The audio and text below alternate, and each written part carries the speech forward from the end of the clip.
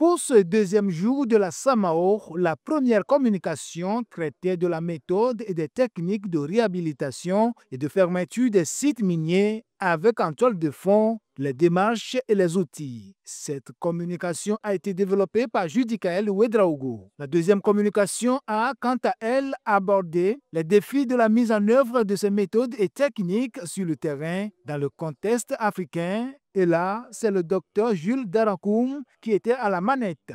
L'objectif de l'étude que j'ai faite, c'était plus d'étudier, de voir la viabilité de la formation d'un tel type de lac dans le contexte sahélien en termes de ressources d'eau mobilisables, mais aussi en termes de qualité de cette eau qui sera générée par la formation du lac.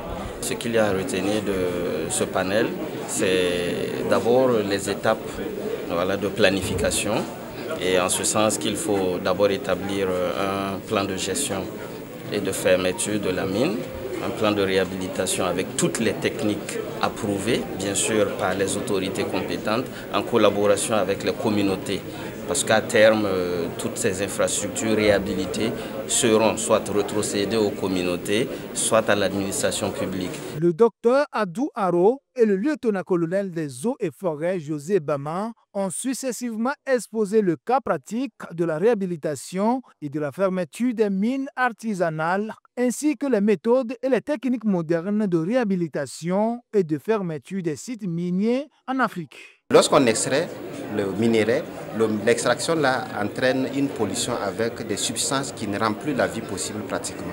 Donc pour ce faire, il faudrait trouver des techniques qui permettent de contourner ces contraintes afin de pouvoir restaurer le sol ou à la limite le dépolluer et pouvoir le rendre utile par la suite pour les utilisations futures par les communautés locales. Nous avons pu montrer que le Centre national de semences forestières, avec une expérience de plus de 40 ans dans les efforts de restauration de terres dégradées, contribuait également à sa manière auprès des sociétés minières à travers la fourniture de semences adaptées à la question de semences forestières. Un panel sur lequel les participants n'ont pas caché leur appréciation. C'est un thème qui est vraiment très important, surtout chez nous ici au Burkina Faso. On n'a pas encore réhabilité une mine complètement, c'est vrai. Mais l'idée de mettre ce thème à l'ordre du jour est très important.